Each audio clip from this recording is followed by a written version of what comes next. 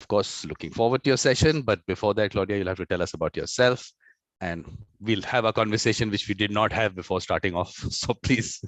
Of course. So thank you very much, Vikram, for having me today. A little bit about myself. So I am from Italy. I'm currently in Rome, but I work also often in Florence and sometimes in Milan. So I travel a little bit all over. I am a trained mediator and a lawyer. So as a mediator, I've been trained in several countries. So I started in Italy as a civil and commercial mediator. Then I trained in the UK, again, as a civil and commercial mediator.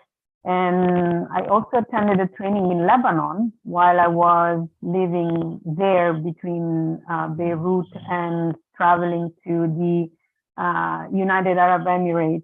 And I trained in French.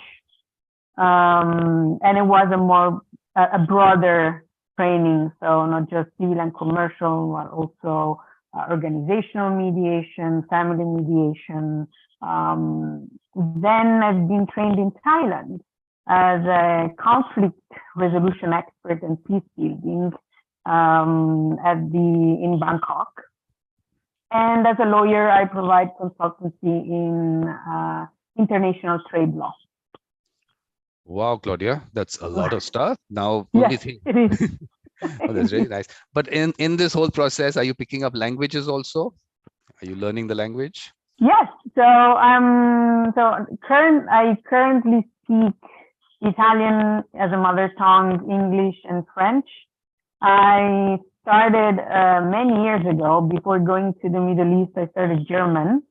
While I was in the Middle East, I tried to pick up a little bit of Arabic, like Lebanese Arabic. I have to say, I tried with not a lot of effort, Thai. That was quite difficult to pick up. So, but I don't speak German. I know a few words in Arabic right now. So, but the thing is that in the morning we had one session with someone from Thailand.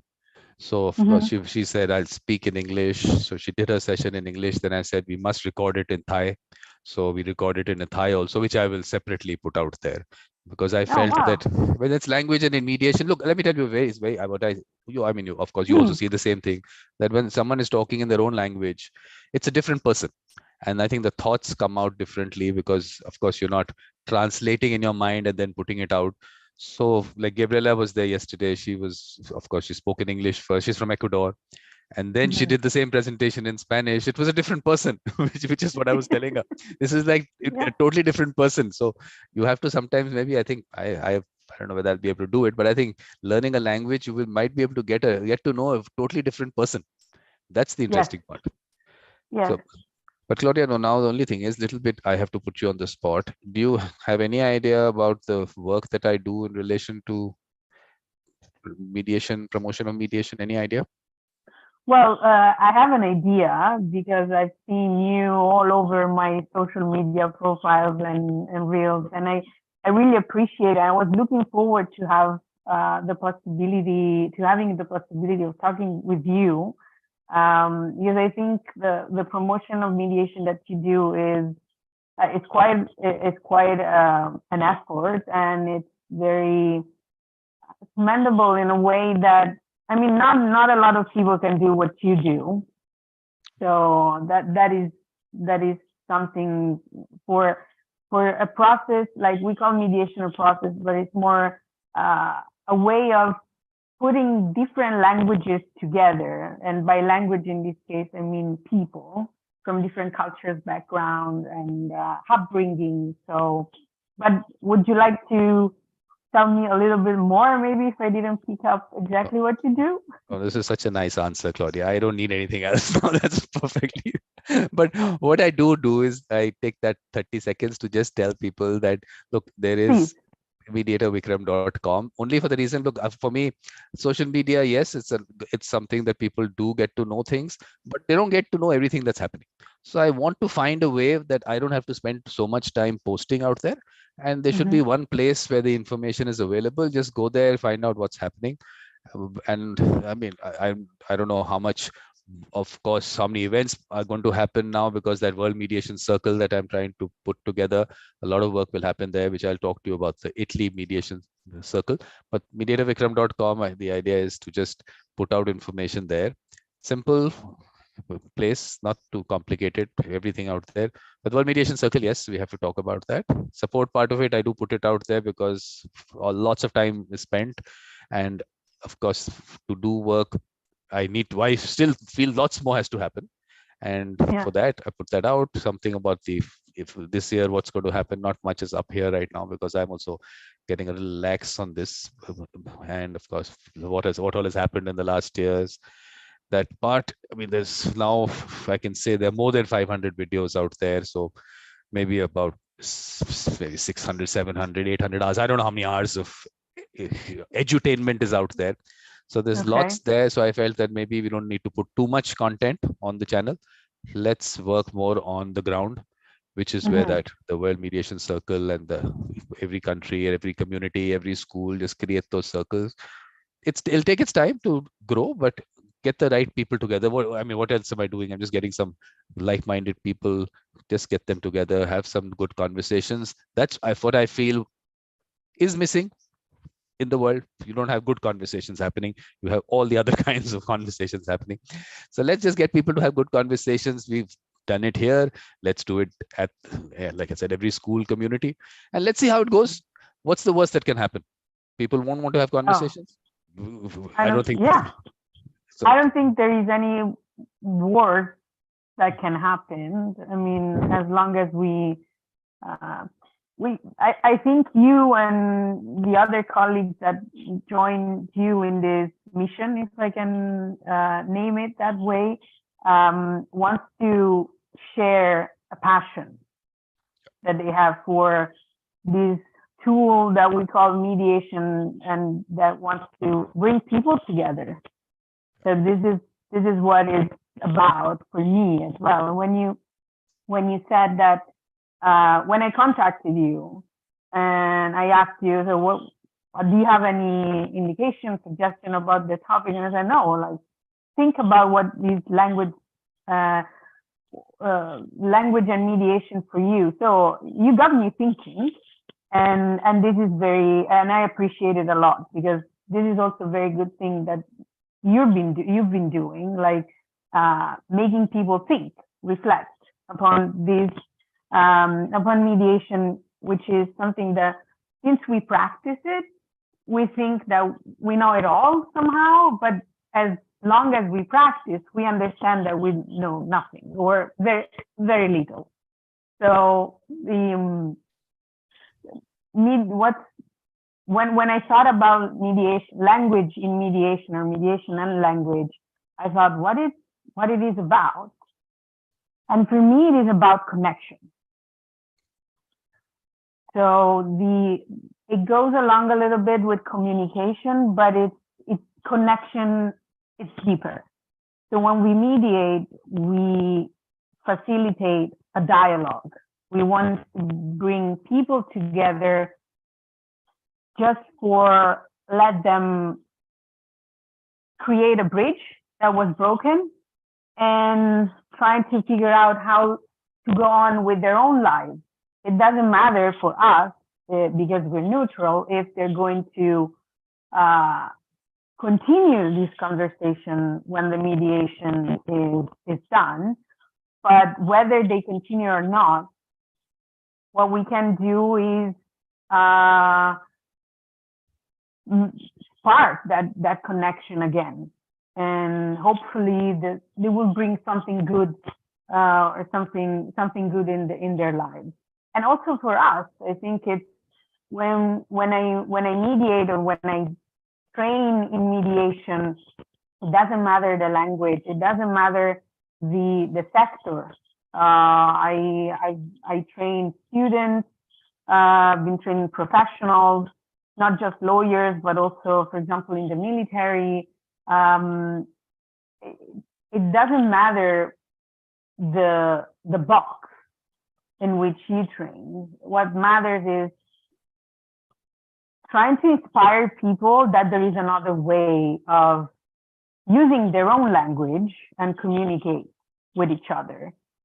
So that's that was the first idea, the first reflection that I had in mind. Okay, no, I'll come later. I'll come in later. Please. I'll come in later. No.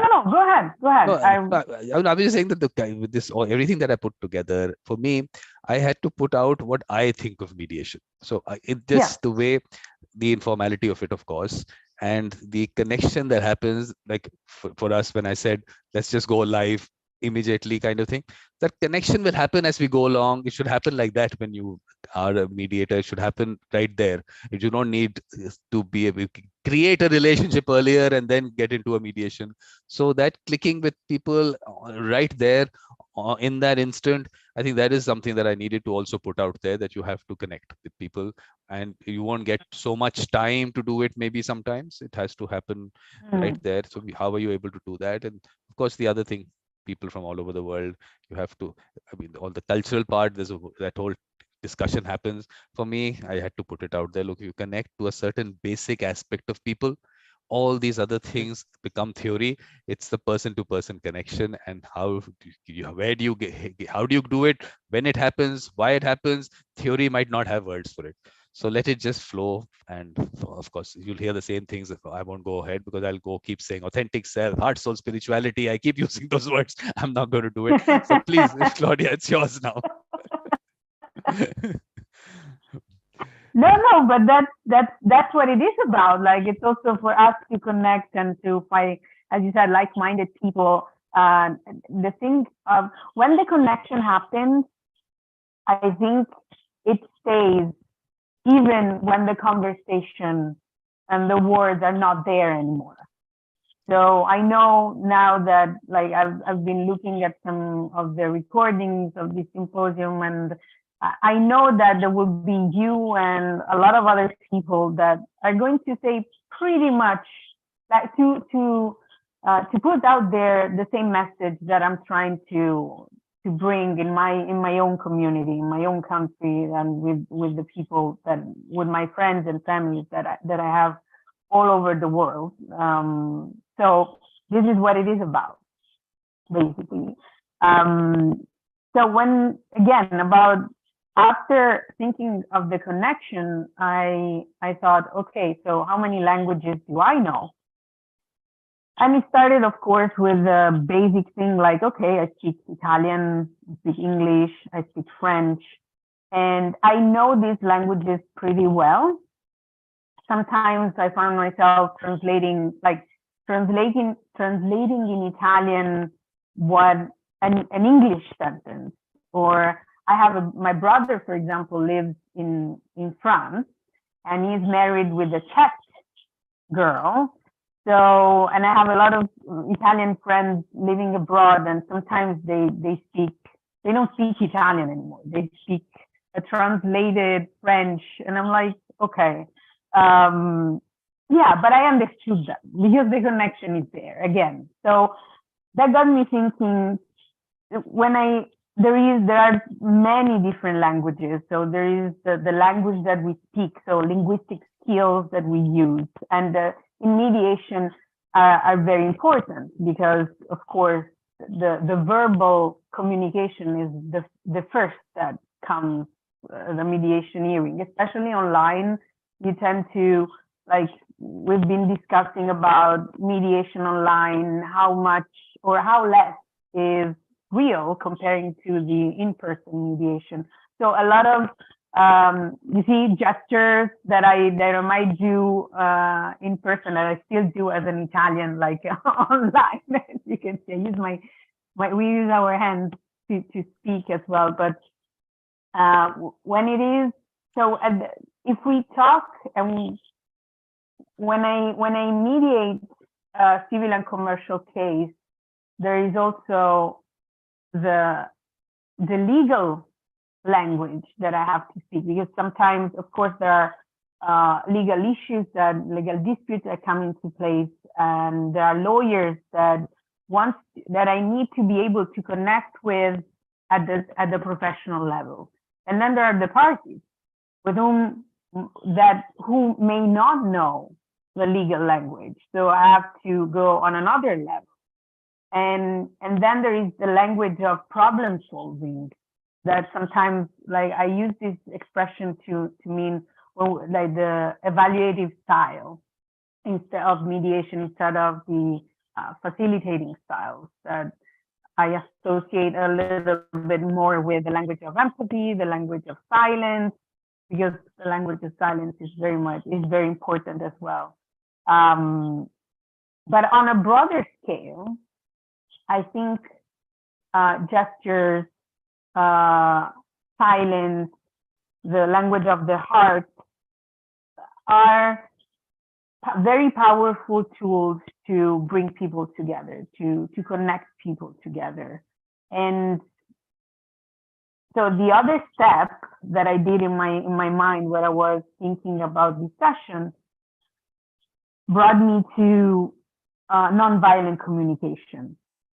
I don't know if you're familiar with it. I'm sure you heard of Marshall Rosenberg. Maybe you studied it and you're practicing it. And but nonviolent communication, for me, speaks a very familiar language.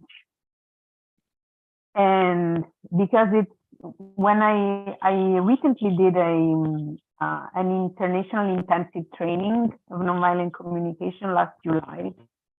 And after a lot of years, I found out that I have another language that society is not very comfortable with. And I wasn't comfortable with before that moment. It's the language of tears.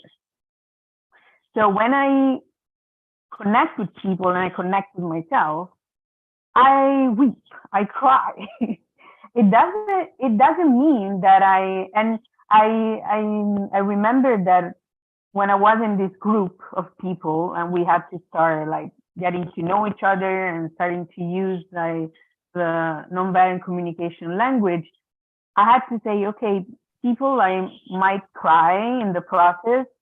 Do not worry, I'm fine. Just let me cry. But and I think for me, it started to become a very powerful language. Of course, I wouldn't use it, and I have to refrain to use it when I mediate a commercial case or a civil case. But in different kind of mediations, like nonviolent communication mediation, stuff like that, I might use it. Does it mean that I'm not neutral anymore, that I'm getting sympathetic with the other person? I don't know. I only know that something inside me light up and I connect. That's it.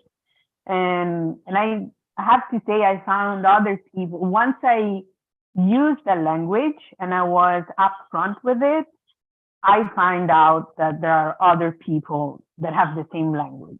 So again, connection, and it's an amazing thing to reflect upon.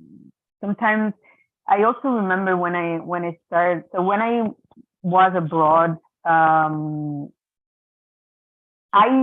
don't like my Italian accent in English or French. Okay, because in my mind, that's a judgment that we probably a lot of people have.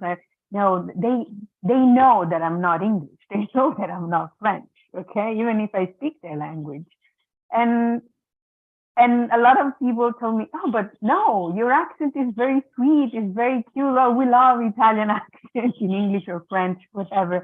And I'm like, okay, so once you make a language, it doesn't matter which one, your own, and it's a way to get in touch with people. And I have to say, I love learning new languages because it makes me connect at different levels with different people. As you said before at the beginning, like if I start to speak Italian now, like it happened with our colleagues from Ecuador or Brazil or Thai, you may know another person. And the beauty of getting to know that person in her or his own language is amazing. Like I have, so in the law firm I collaborated with, we have a lot of connections with India as well. So I have an Indian colleague, like Italian Indian colleague, and it's amazing when he speaks. I've never heard him speaking Hindi, but I heard him speaking Italian, and it has a very peculiar accent, like from a specific region. And when he speaks English, he has another accent. And I'm like, okay, that is so fascinating. So it's something that brings me back to connection. And I think what it matters in mediation is being, as mediators, is being able to communicate and to speak at different levels with the parties that are at the table, and getting to pick from a gesture, from an emotion, from a word or an expression, what it really matters to them, and what makes the difference in our work. Because I'm telling you, interesting thing that came up from what you just said, that like I was saying, that a different person, when the person is speaking their own language, is a different person.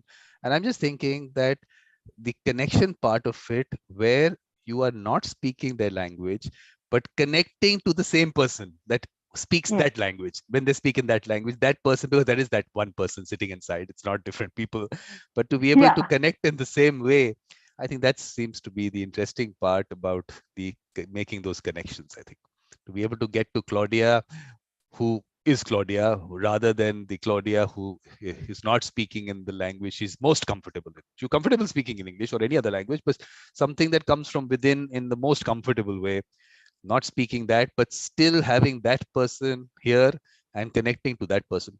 That's something that seems like the interesting thing here. Yeah. And it brings me back to nonviolent communication when Rosenberg said that it doesn't matter where you come from, but it's the language of need that it brings us human beings together. So it doesn't matter the country you've been born, the culture you belong to, or the cultures you belong to, the upbringing, social status, religion. It doesn't matter. All of us long for connection, empathy, belonging, trust, love as a need. Also the basic ones, but like food and sleep and protection, safety. It reminded me, talking about silence and not speaking the other person's language. It reminded me an episode when I was with another person. So I speak a little German. Like I pick up words, but I don't understand a complete sentence anymore. So I lost a lot of it. I was with this one person once, and we had to do an exercise that in MVC, nonviolent communication, called empathic listening. So we had 5 minutes each, and each one of us had to speak their own language. And it was better that the other person didn't know the language.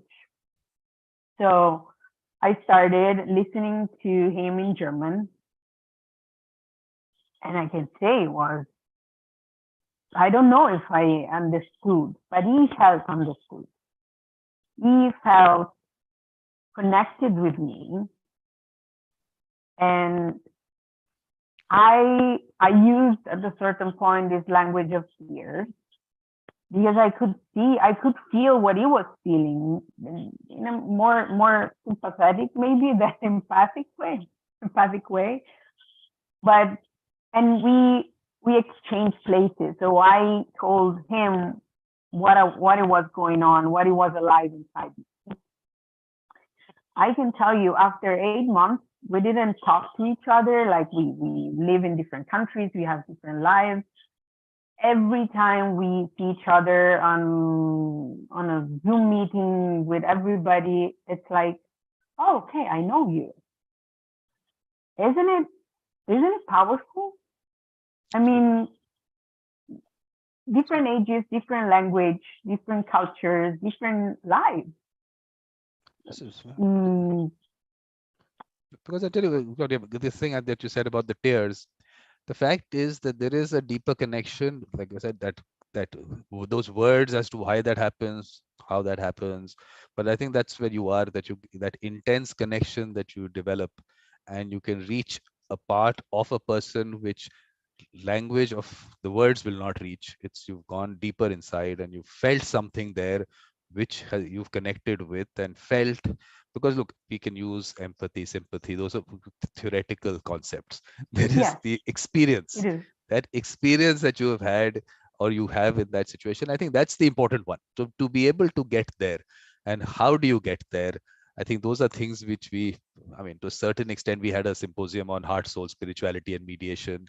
And being your authentic self was something that came up. That first of all, you have to be your authentic self to be able to get to those depths.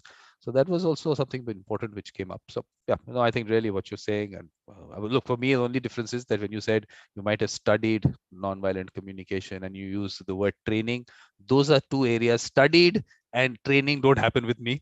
Mine is on the mine is more on practice and learning from practice and experience, which is what has happened. That's my life. So when you use that, you people definitely have lots of studies and training happening there. I'm on the other side. So please. So you're not sitting with a literate person. Let me just tell you that. Okay. Yeah, I do that a lot. Like I do that a lot of things because I learn from practice.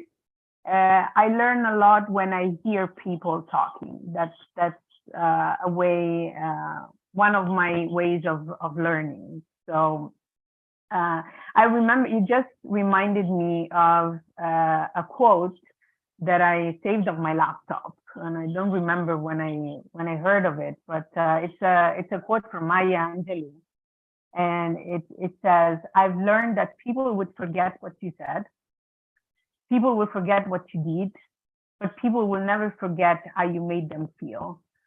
And I guess it goes back to that. So even as a mediator, you have a lot of power, and it takes, I think, a lot of courage to be a mediator. And I want to acknowledge that in this occasion, because it's a thought that I've had for quite some time.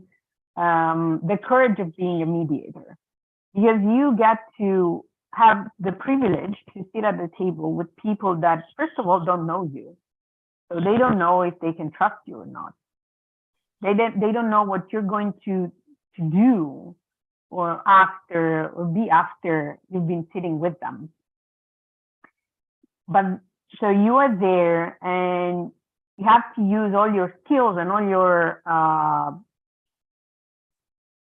feelings, knowledge, everything you have, all the languages that you know, to make them feel comfortable enough to tell to you and the other person how they live their own conflict, how they've lived their own disputes, and then make them open. As a mediator, you have to let them open enough in order to discuss and resolve, if that's their interest, what brought them to suffer as well. Because conflict is, of course, we say that it's an opportunity, so to change your life, but conflict is very much painful, and it brings a lot of uncomfortable feelings in your life. So as many languages as we can speak as mediator, or speak or like know as use as mediators, I think it make they make the experience much richer, and it doesn't. It's just bringing all yourself at the table and work with that. I mean, it's that's what basically what language and mediation is for me. Well, I think the trust part is what you said. I think the point is what develops that trust by itself. Again, those are things which a lot of it might not be. I mean, it's not, you can't record those things because the trust has developed.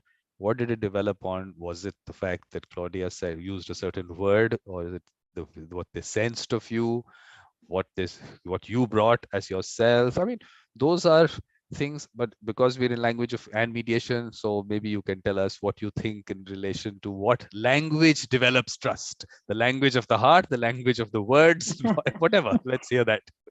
Every case, I think every case is different. Like there are certain cases where you need to use just the legal language, because I mean, the law is the law, and there are certain things. I was doing I've been organizing with some colleagues a series of webinars about civil and commercial mediation in Italy, because we've been experiencing a very broad reform of the justice system. It's not just about the civil trial, but also ADR tools, so mediation, arbitration, and also something that we call in Italy assisted negotiation. It's a very specific thing. And we had one of the webinars was about succession law, inheritance, and division of communion, all these cases. And there was a lawyer and a mediator that spoke at this webinar, and also a technical expert. In the end, like when you talk about a building, or you talk about an apartment, and which is part of an inheritance, there is, of course, the relationship part that comes into place. But at a certain point, you have to deal with the fact that the law says, and I don't know, like the two heirs have the right to have this portion of the asset, and that the local regulations about that building doesn't allow to do this or that. So that's very technical, and you have to use that language. Otherwise, we talk about something else, like something that maybe as a mediator, I'm not supposed to talk about. I'm not there to reestablish a relationship between four brothers that got into a fight 20 years ago. I can use a little bit, like, of course, empathy and the language of the heart, if we want to talk about that. But in the end, it's the legal and technical language that has to be brought. But this one case, but every case is different. Each case it requires a lot of layers that we can use. I sometimes at one of the trainings that I did lately, I used this metaphor. I don't know if it's people that know how to pilot will excuse me here, but I think sometimes the mediator is also, it's very courageous profession, and as much as a little bit the pilot.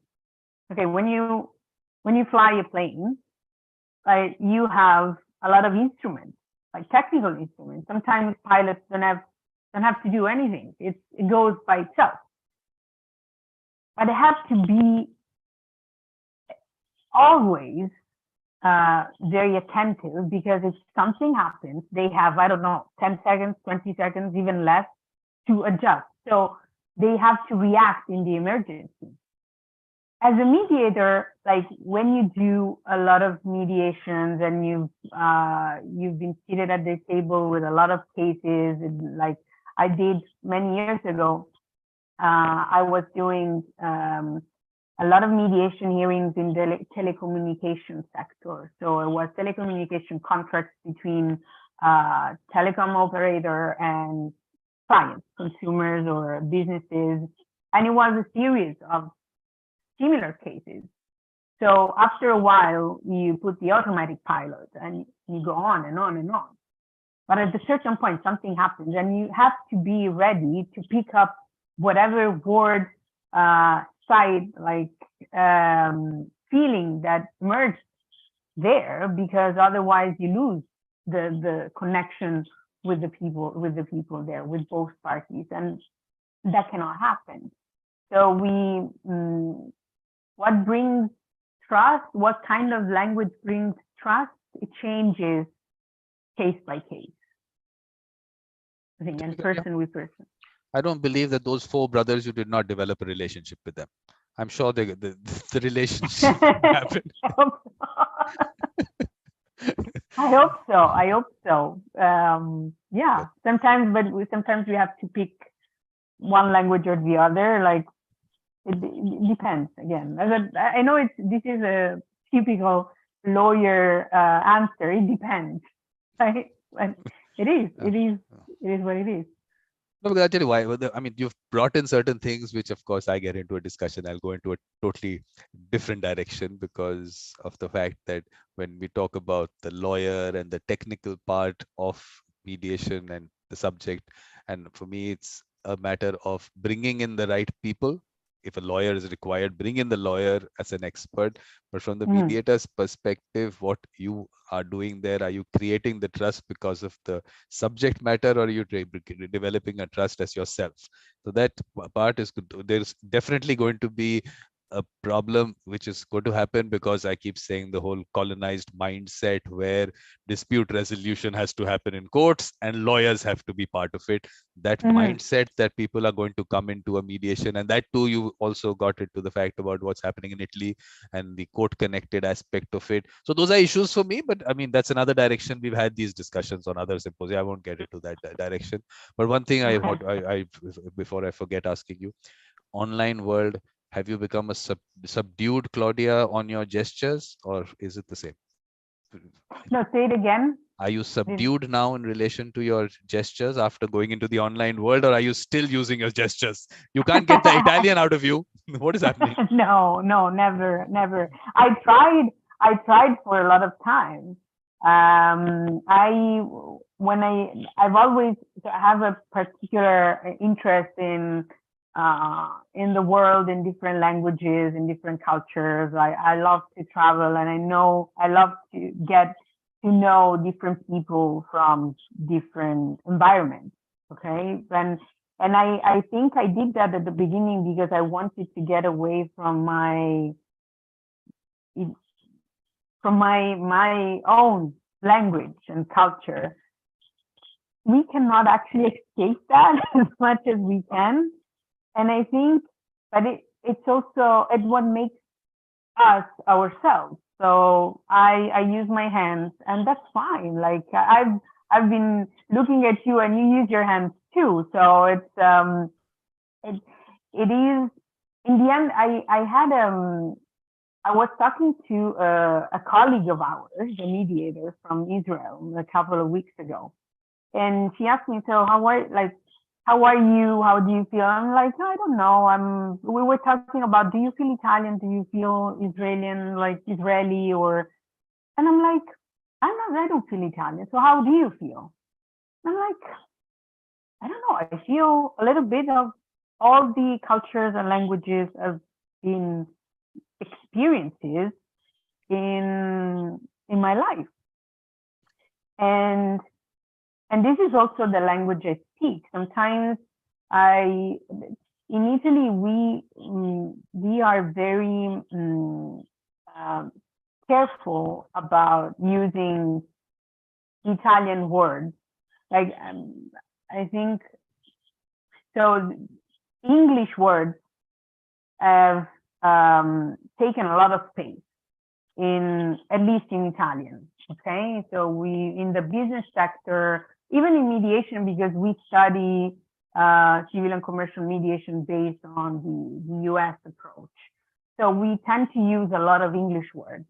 So I've been talking to a lot of people, and I often listen to the comments, yeah, but why didn't she or he use the Italian word? Because our language is very rich. Our language comes from Latin, from Greek. We have words for everything, okay? And when I think about myself as the Italian, or probably a citizen of the world, I think every language that I know gives me the power of expressing what I feel in the best way possible.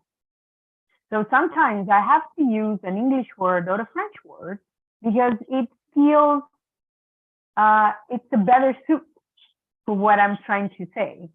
I remember I started many years ago to make a list of my favorite words in different languages. One of the first in English was discombobulated. I mean, like, I don't have a translation in Italian because when I feel discombobulated, it's the English feeling, it's the English word with all these B's and stuff. Or sometimes when I do empathic listening and I am in the nonviolent communication language, sometimes I prefer to speak English than Italian because, I don't know, my mind switched in that language. I think I also have French words, I'm sure, or Arabic. I think Habibi is a very is very used. It's used a lot as even overused sometimes.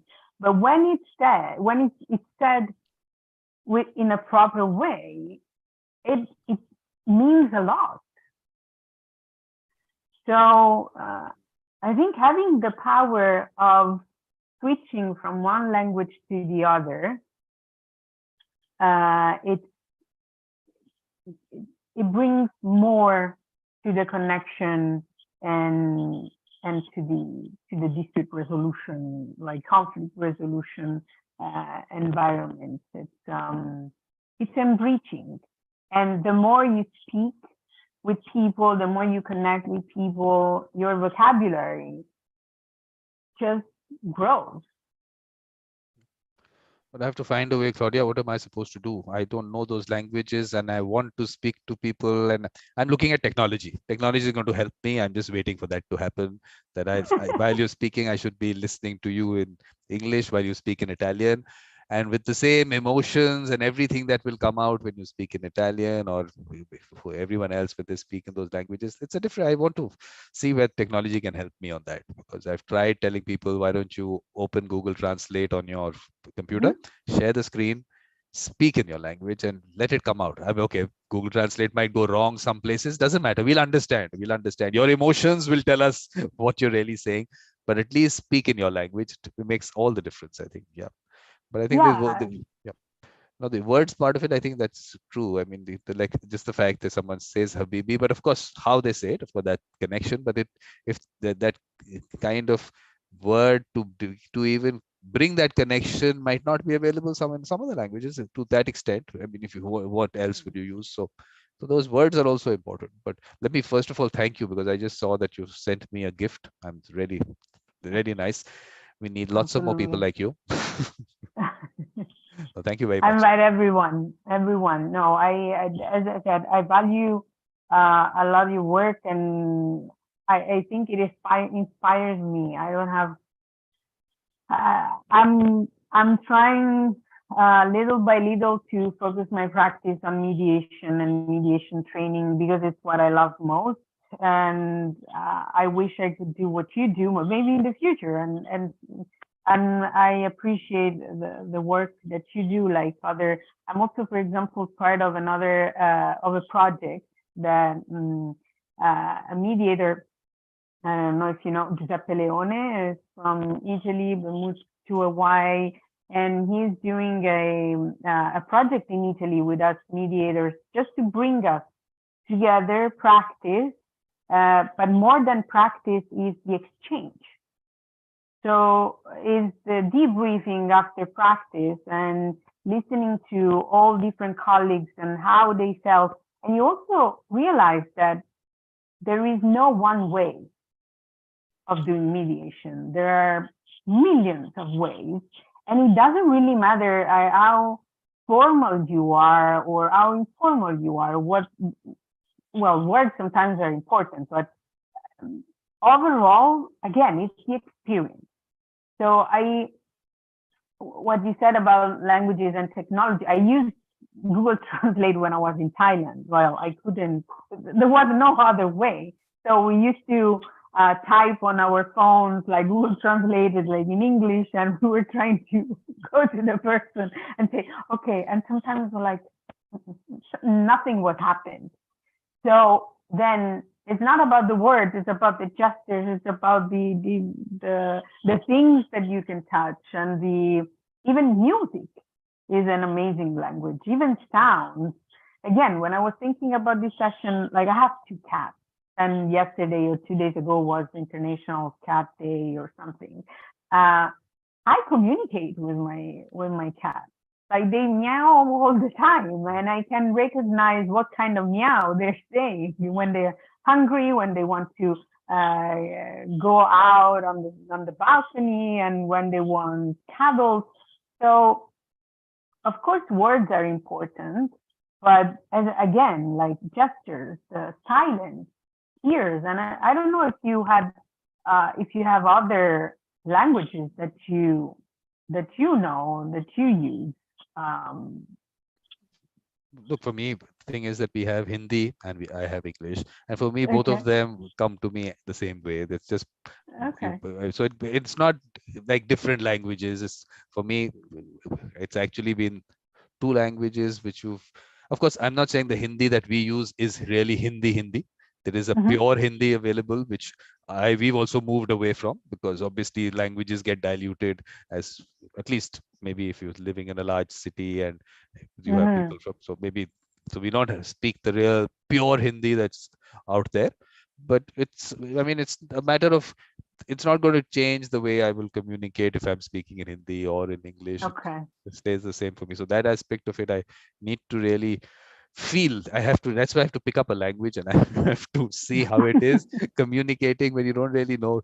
You don't know the words, but you're thinking another language and you're translating into another language. So I think that part. But I think what I'm going to wait for is when Claudia is another webinar and saying, look, there is a project that Vikram is doing on the World Mediation Circle, and I'm part of that, like you were saying about your Italian colleague doing that. I want to hear you say about this, because reflective practice is a part of this thing, so that getting mediators together and talking about their experiences in relation to mediation, that is an important part of the community that we have to put together. So I will, and thank you for doing that. I think it's a great thing. This is what we miss, as you said, when you were showing the website. I think this is what we miss. That more than we miss, it's never enough. It's never enough, because mediation, as again, it goes. When I think about the courage of mediators are also alone sometimes. Years ago, I was at a conference somewhere. I don't remember if it was the UAE or in France. Someone said, yes, but being an international mediator is quite lonely. I don't know. Well, that case was international, but I said, and I thought of it, and I'm like, yeah, true, because you have now, maybe things have changed with the online and thanks to technology, but still, have to be the confidentiality, neutrality, you have to focus on other people, and sometimes you tend to forget yourself, right? And you cannot communicate with other people because you're also drained after mediation. So I think it's never enough to being able to connect and with other mediators like that and share the experiences, because we talk the same language. And not everyone in our own life speaks the same language. It took me a few years to let my family, friends understand what I was doing. Like, yeah, but tell me again, what's this mediation about? And people think that we make people kiss or hug because it's peace, right? We talk about peace, we talk about resolution, reconciliation. It's not that. It's much more. And it's important to have our own circle, not where we can share everything that we have. So I will talk about the mediation circle for sure. And I value this work a lot. And you have to be part of it. The important thing is to be part of it, because look, the mediation circle is about doing work on the ground. Ground upwards is what my idea is, because otherwise that technical word is going around, and of course people talk about it, but how do people perceive it? Because finally it's the user. We want users. The word, it's nice to spread the word around of that mediation exists and push it through the court system and all, but what about the user? So let's hit the user. Let's go there and bring out those people. Again, this is where the aspect of training, which again you'll hear me say that I won't get into that, but the fact is, like, we don't need to train them. Let's bring them out. Those people who are out there who have that mindset, let's bring them out, get them together. You'll be happy talking to them, like you said, that there is a language that they speak, which when you talk to them, it's not about training them on that. They already know it. So it's just bringing them out and having those conversations with them. But one thing that I actually were talking about, I didn't, of course, cut you off there, but on the autopilot part of it, I think that's an important part that you did speak about. I think that needs to be, I mean, of course, I've had some discussions on that. The fact is that you have to be on autopilot, because obviously it's a very dynamic process. So definitely at that point of time, you can't go back and take out something from somewhere else and I'll say, oh, let me take that split second to do it. Even that split second might not be available, because one word, again, language, one word can take it wherever it has to. So that autopilot part of it is something that we have to explore, because how I look at it is that that's a subconscious thing. Let the subconscious flow. I'm calling it from the subconscious. So it's slow, and it's that subconscious is developed about with a lot of things that you have gone through. It may be your experience and your thought process and your value system and 50,000 other things which have happened. We won't have words for maybe. Yeah. But you've all got at that, and let that flow on an autopilot basis. The auto correction, like you said, sometimes you have to auto correct, which that auto correction will also happen out there. So to be able to say that, okay, I'll be able to consciously do certain things. Would you have time for that or not? Do you really have time for that? Or are you that the subconscious gives you an output and let that output flow? And this also is certain way connected to the authentic self that I was talking about, that if you have a flow coming out, and you'll hear me say this, let me say it. I say there's a quantum computer there. It's giving you an output, and it gives you an output based on so many factors, which, like I said, we also might not have words for those factors, but those factors exist. And you get an output, and then you take a calculator and you sit and check that calculation and then give the output. It's not going to work. So that is something which I felt was an area where do people actually look at it that way, or are they looking at the conscious mind giving them the calculation validation before moving forward? Might sound a little vague to you, but let's get your thoughts on that. No, but no, it's it makes a lot of sense actually. It's we tend to trust has to be built also in ourselves. So when we manage to be comfortable enough with ourselves, we connect with ourselves, then we can trust. Well, like we can, like we are able to trust the autopilot that you were saying. And when that when the self, when we let the flow, that's when it works. And that is what connection about. That it all goes back to that, to the connection with yourself. When you're connected with yourself, you're able to connect with people at the table or online, or it doesn't matter, because it doesn't matter the language. You're there, and you are able to do a lot of magic with the flow. Yes. Yeah. No, I think that's the important part, which, I mean, look, again, I'll go a little bit back to the kind of the circles and what I'm talking about, identifying people in families, communities, schools, because I feel that in a way they have it all together. The ones who have that mindset, they have it all together. And if we put theory into them or bring theory to them, we might be creating a calculator from a quantum computer. Are we downgrading them? Because for them to think that, oh, there is another structure which we have to be part of, what we do is not what it is. I'm just thinking, because look, you will hear this. I mean, people will also maybe tell you that this is something that he keeps saying, and I must have alienated so many people based on that. But I'm just saying, let's not go out there and say, we will teach you this. Instead, bring them out, and their natural self, it will evolve as we go along, because experience and all those things that evolution will take place. But for me, I feel sometimes that the theoretical part might be a restricting factor to let that natural self flow. I don't know what you think. You on the other side. I'm hearing you, and it reminded me, and it's true. Like, when you add theory to certain skills that are innate, it brings a lot of confusion. So what am I supposed to do now? So I'm not following the process, right? I'm not following the phases of mediation. I'm doing something different, so it may not be correct. I'm hearing that, and I also, but it reminded me also that I did a personal path. Like I've been in therapy for a lot of time,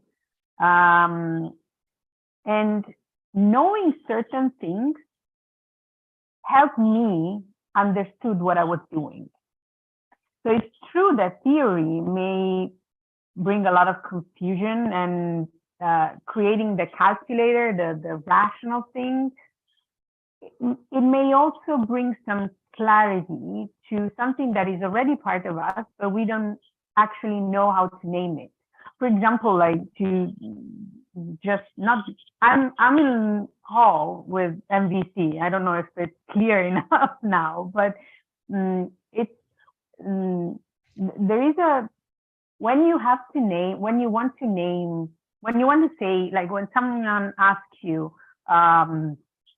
what's alive in you? And you don't have the words, again, to name it. It's also very difficult to understand what's going on. So knowing the words may help you also to express it better. It's like the theory you're saying. So I think it's like in mediation, there is a very subtle balance between what I don't want to say teach you, but what I can share with you that I know that may help you to do what you already do naturally in a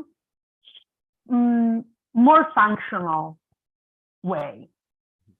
So, but it's subtle. It can create at the beginning. I remember when I started MVC, I was talking like a robot. And sometimes when I do it, I'm a robot. So, okay, so when I'm observing, so when I was thinking about this session, I felt a little anxious because it's very important for my need was, I don't know, to belonging. So I had a fear that I could not belong to this circle. And it's very robotic, it's very mechanical.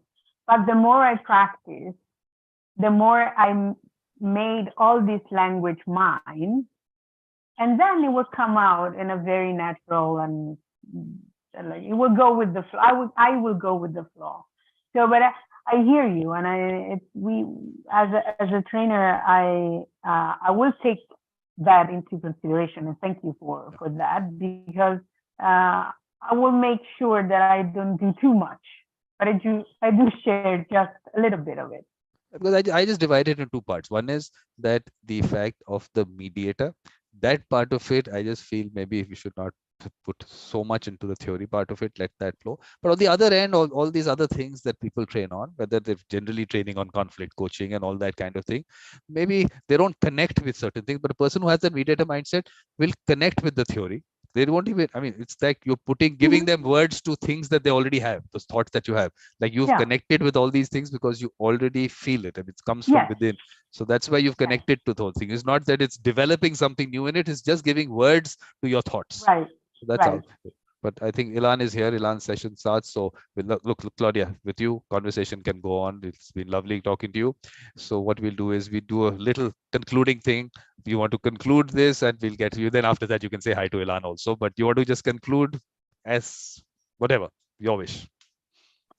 I think I said a lot, and there are a lot of thoughts that I shared, and I wanted to share with you, and about language, about connection mostly. So thank you for this opportunity, and thank you to make this happen actually. And hi, Lam, nice to see you.